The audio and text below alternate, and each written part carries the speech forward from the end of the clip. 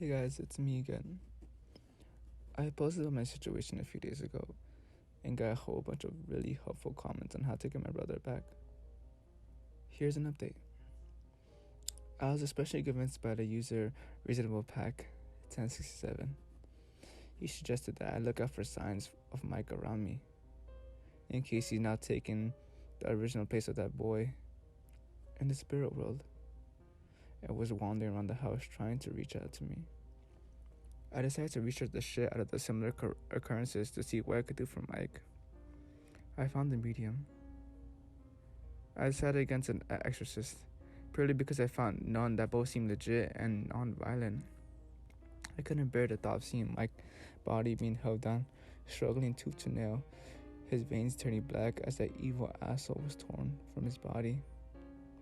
Yes, I've watched way too many exorcisms on the TV.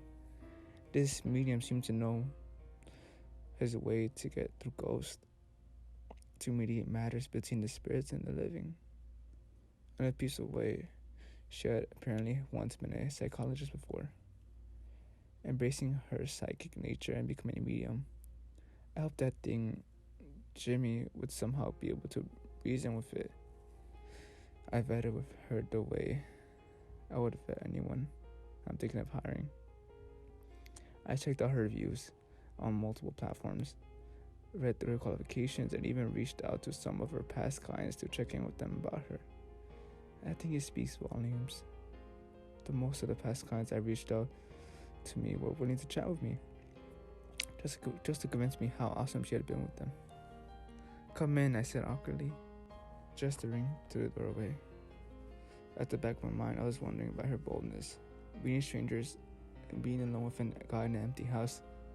Then again, it was broad daylight, and in this town there was no one going anywhere without had been seen by someone. She seemed almost to drift into the house, so natural and graceful with her movements. She looked around slowly, seeming to take in the essence of the house, or so I assumed. I had no idea how mediums function. Her gaze alighted on the waist-high drawer by the kitchen. She murmured. "Yes, do you sense something?" I asked earnestly, feeling a little foolish. This space seems to hold a lot of positive energy, happy memories, but I'm not really sure how. It seems to just be a drawer, she mused.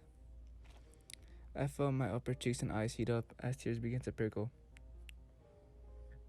That's where Mike would climb onto when he wanted his piggyback rides, I said, my voice gruffed.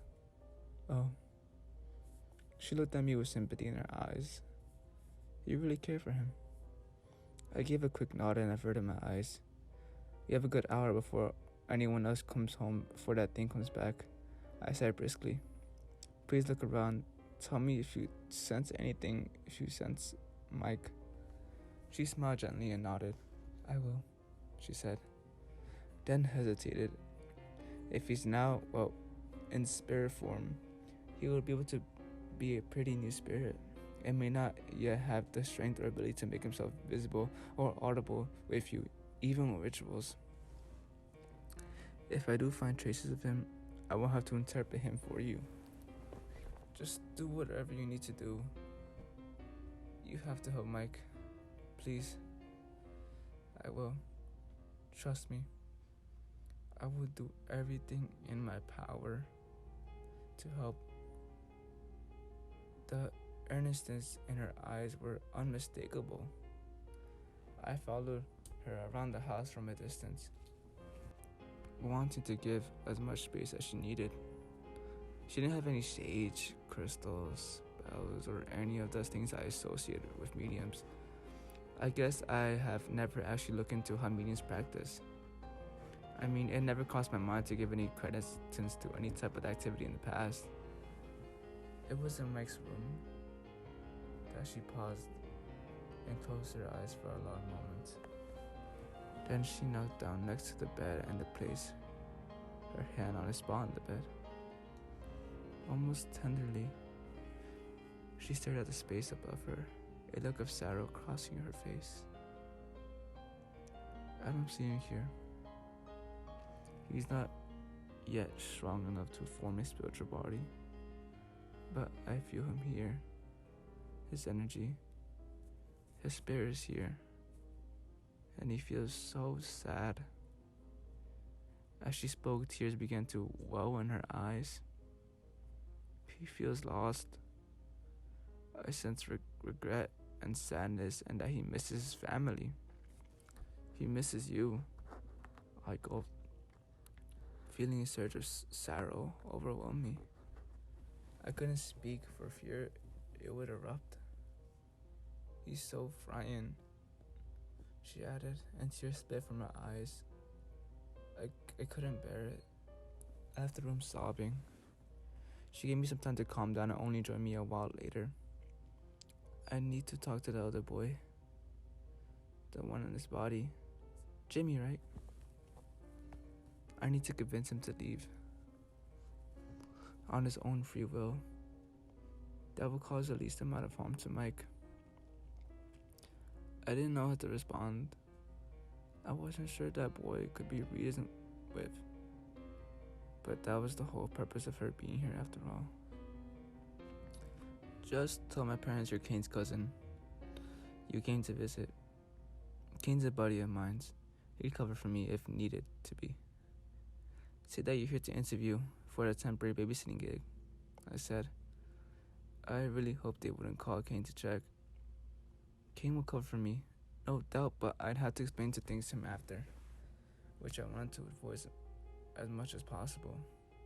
She frowned. I don't like lying to others. I stared at her repeatedly. Please, they wouldn't allow you to talk to Jimmy otherwise, or hang out here at all.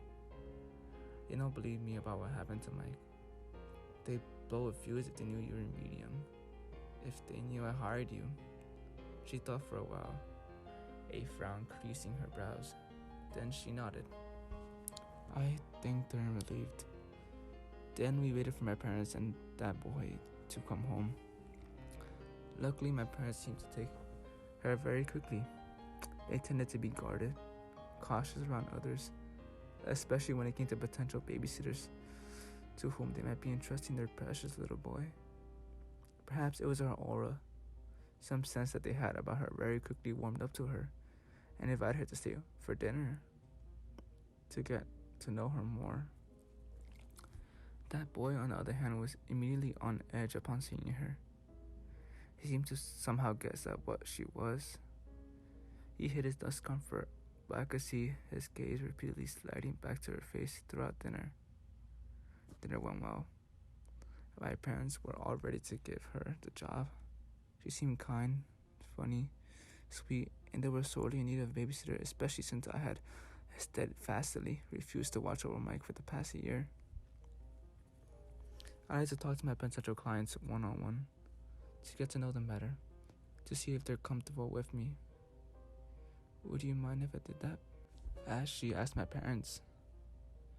I saw Jimmy freeze. Worried that my parents would notice his fear, I piped up. I would join them, make sure things are fine. I saw the surprised looks on my parents' faces. They seemed pleased that I actually wanted to make any contact with that little shit. And quickly agreed. We headed to Mike's room. Jimmy looking nervous and tense. Jimmy, right? She said. Once the door shut. I don't know what you're talking about. I'm Mike, the little shit retorted. It's okay, I'm not here to make you do anything. I just want you to understand how you're feeling, what you're doing here, what you hope to achieve. Jimmy remained suddenly quiet. Here, she said, holding out a hand, palm up to Jimmy. Sense it yourself. You can sense others' feelings and intentions if you try it right, especially with contact. I felt a rush of anger. So that's how he was so easy to manipulate Mike this whole time. He even could have sensed the pureness in Mike. Jimmy reluctantly reached out and held her hand. He frowned for a moment or two, then relaxed visibly. You do want to help me, he said to her. It was my turn to frown. Help him. She wanted to help him. An alarm went off in my mind. Yes, I want to help you. I want to help Mike too. Mike is really sad, Jimmy, she said. The tension eased in my body. Okay, she seems to be on Mike's side, I thought. Jimmy let go of her hand and looked away, a surly look clouding his face. He promised. He agreed to this. That goaded me. I opened my mouth to yell at him, but she silenced me with a stare. He did, Jimmy, because he cared for you, because he really likes you, maybe even loves you. You're his friend and he wanted to help you, make you happy, she said, her tone filled with sincerity. Then he can help me by keeping his promise. I got his body for 2 years. Despite my anger, I felt a tight knot with a loosen a little. It seemed Jimmy did intend to return to Mike's body, eventually, or so he said. Yes, Jimmy, but he didn't know it would be so dark, so scary where he has to be, so lonely. He can't even speak to you. He can't even form a body or a voice. He's so afraid, so sad. Jimmy looked away. I was shocked to see a tinge of guilt and sadness flicker on his face. Did that thing have some humanity? That's where I was for years too, before I managed to sell myself to him, to anyone he insisted. Yes, Jimmy, it must have been so scary for you too. I'm so sorry you had to go through all that. I wish you didn't. It must have been so lonely. Jimmy began to cry. It was. Despite myself, I felt a twinge of pity, a twinge I quickly shoved aside. But Jimmy, you learned to cope, and Mike, this is his body, his life.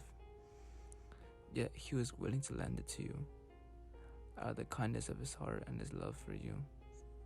And he hasn't learned to cope, she continued. He will learn, Jimmy said. His tears stopping, his voice hardening. But Jimmy, you can go on. You can go off and be happy. You can leave this world behind and finally be happy at the peace. I've spoken to many like you. I've sent them on to the next place, and so often, right before they pass from our world, they're able to tell me how calm they feel, how happy, how at peace. They sense a beautiful bliss from that place they're headed to. Jimmy looked up with a mix of curiosity and wonder and caution on his face. Hold my hand again. See if I'm telling the truth, she said, once again offering him her hand. Jimmy held it, and his eyes widened slowly. You mean it? He asked, in a small voice. The next place is a good place. She smiled, a warm, soothing beam that seemed to cast the room with tenderness. Yes, from all I gathered. Yes, indeed. Jimmy was silent for a long time. Please, Jimmy. I couldn't help chiming in. I tried to make my tone as gentle and even as possible as I could. To my surprise, my voice sounded warm. My revolution towards Jimmy seemed to have faded. There was still resentment and anger and bitterness, but at a much lesser intensity than before. Maybe it was that look of sadness, or his look of fear and foreignness when he had talked about his past. Or maybe it was the fact he was starting to seem more and more human to me, and more like an ordinary little boy, not the devil I thought him to be. I immediately felt the guilt for feeding an ounce of compassion for Jimmy, the one who cast my brother into the darkness, and for the gentle way that I was speaking for him. It's all for Mike, I told myself, and continued. I love Mike. I miss him. I know he misses me too. It's sad your life was short, that it was difficult for you, but this is Mike's life, this is Mike's family, and I want him back so bad. Jimmy blinked. Tears came into his eyes. but I want to feel it. I want to experience that, to have family who cares. I had been so happy with them. He gestured towards the door, indicating my parents. You will be happy and safe in a good place, if people. Once you move on, she said. Jimmy was silent, save for little sobs. Then he finally spoke. I wanted to be my big brother, just for a while. Be nice to me. Be to me like you were with Mike, he said, pleading with me with his eyes. I froze. I wasn't up for it. He was not my brother. I couldn't possibly treat him like he was Mike. Mike is the only person who would ever be my brother. He saw that, looked at my face, and spoke again. Just say Dave, please. If will Dave be my big brother? I want to know how Mike felt with you. I tried to swallow the sense of distaste and sickness I felt, treating him like I would Mike, after he had tricked Mike out of his body. But if it would get Mike back, you promise to leave after? I asked, forcing on the rush of nausea. His face brightened. Yes, I do, I promise. My jaw tightened, then I nodded. There was nothing else for it. Just better get my brother back. I woke up early the next morning with dread and hope in my heart, treating Jimmy like he was Mike. That was going to be rough.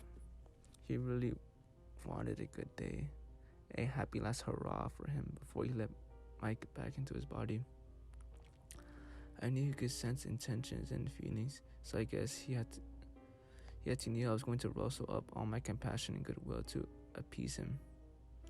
The meeting had reassured me that she sensed sincerity in Jimmy, and that she really helped drain the lot of vitriol and that remained in me. It had also poured hope into my heart that if he would really return my brother, if he was going to leave this world after this one day, then I could probably afford to show some worth for the day. I got dressed and went to the dining area. He was there, all dressed and ready to go. Hi, Matt, he yelled. Hey, Mikey, I said, as cheerful as I could go. I ignored the look of surprise and disbelief that bloomed on my mother's face. His face glowed with a beatific smile. You ready to head out? I asked, unnaturally joltive. I cringed at the force of my tone. Luckily, Jimmy didn't seem mind. He nodded enthusiastically and jumped, all ready to go? He looked just like an innocent, excitable kid. I couldn't help but feel a tiny bit touched. I'll treat him like he's Mike today.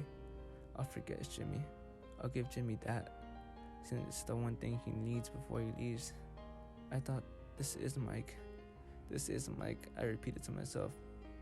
Come on, let's go then, I called out. My mom's jaw dropped further. Jimmy ran back and gave each of my parents a tight hug and a kiss goodbye. We headed to the library. Yes, the library. The kid had chosen, of all places, the library to spend the first half of the day. I suggested ice cream, theme parks, the ice rink, but no, he wanted the library. Why do you want to go to the library, Jimmy? Jimmy paused, looking at me with an expression of sadness and nostalgia. It was odd to see nostalgia on a little kid's face. I ran away once I was alive. I ran all the way to the library and hid there. I saw a boy there with his dad reading a book to him from a book. And the boy was asking him about all the words he didn't understand.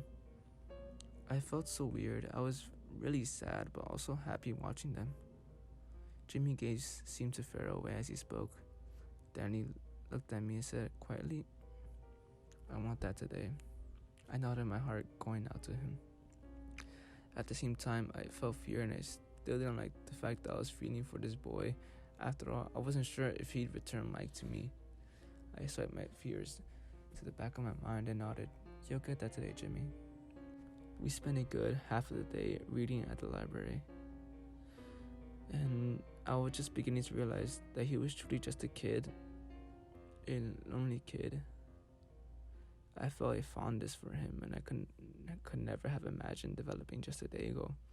Of course, I was still worried about Mike and whether I'd get him back, but after the hours spent together, I was more and more convinced that Jimmy meant no harm to Mike, and that he'd keep his promise. Or that's what you want to believe. The unsettling thought niggled in my mind. We had a quick lunch after that, and then we went to a park. Jimmy wanted to play with the dogs at the park. He had always had a love for dogs, but the man he lived would never allow one near him or let him have one. I sat at the bench and watched as he ran about, excitedly approaching different dogs and patting them whenever he could. I looked at joy bursting from him, listened to his squeals of delight, and felt a rush of endearment towards him. The dogs seemed to like him, alright too. That to me is always a sign of a good person. I mean, dogs were supposed to be extra sensitive and stuff, right? I marveled at his energy. As the hours passed, he had been running around for full 2 hours. I even went to get us some ice cream, which only seemed to make him even more psyched. They are so cute. There are so many dogs here, he shrilled. I couldn't help laughing. Yes, kiddo, they are. He popped down next to me onto the bench, happily eating his ice cream. I'm so happy, he said, his voice suddenly gentle. I reached down for the stair before I could stop myself. He looked up to me, eyes brimming with tears. We said nothing for a long while. Our medium showed up soon after as she planned, and she came lunching a big bag. I frowned. Is that a medium stuff? She laughed and said, no, this is a picnic stuff. Jimmy here wanted a picnic to end up the day, right? Jimmy nodded excitedly. I gasped as she pulled out a mat, plates, cups, and flask, Tupperwares, and a whole bunch of picnic material. I'd always thought picnic just meant, buying a sandwich and eating it at a bench or something. Yeah, my family wasn't into, the big picnics. She had prepared a huge feast. We had helped set up and then tucked into the food, chatting and laughing, enjoying the sunshine as the sun set. We lay quietly on the mat, watching the burning amber swirls in the sky. I don't want this day to end. Jimmy piped up in a small voice. I wish this could last forever. I felt sadness, then a tightness in my gut, and a cold fear. Jimmy had better not go back on his word. I know, the medium softly said. Jimmy, you're going to have to. All these wherever you're going, I'm certain of you. You're going to have people who love you the way Matt loves Mike. I turned and felt a wave of relief as I saw Jimmy nod. Are you ready? She asked. Jimmy nodded again. He's here, she said. Mike's with me. I'll drop by the house for him before we got here. I immediately felt nauseated. Mike was here, watching me enjoy the day with Jimmy, betraying him by treating this like he was Mike. My face paled. The medium seemed to sense my thoughts. He's happy you guys had a fun day, he said. He wants Jimmy to have a good day before he leaves. Relief followed up, combined with an intense admiration for Mike's kindness. Mike truly had a beautiful soul. Bye, Matt, Jimmy said.